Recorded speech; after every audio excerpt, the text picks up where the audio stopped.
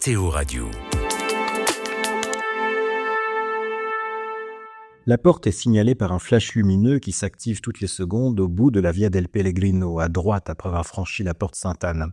Le service photographique du Vatican, institué dès 1931 sous le pontificat du pape Pie XI, documente l'ensemble des activités des papes successifs, notamment leurs voyages, mais aussi toutes leurs audiences au Vatican.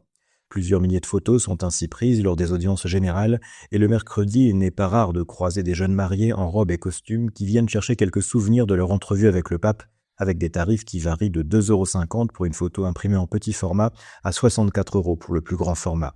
Autrefois affilié à l'Osservatore Romano, le service photographique du Vatican est désormais intégré au Dicaster pour la communication sous la marque Vatican Media. Mais la même culture de travail se poursuit avec un seul photographe officiellement habilité à suivre l'ensemble des activités du pape, le travail des autres photographes étant soigneusement filtré et soumis à des autorisations spécifiques.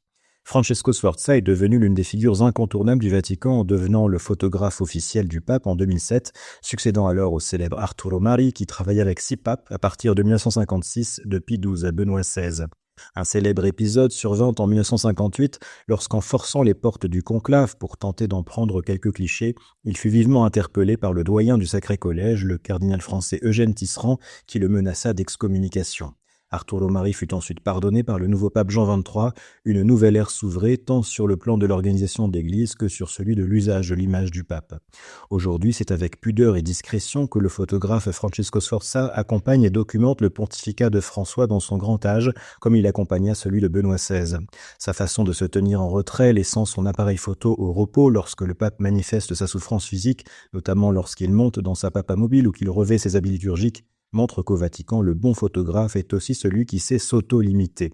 Un équilibre subtil à trouver dans cette atmosphère particulière du Vatican qui voit défiler le monde entier autour d'un homme marqué par sa vieillesse et sa fragilité. Vous écoutez KTO Radio.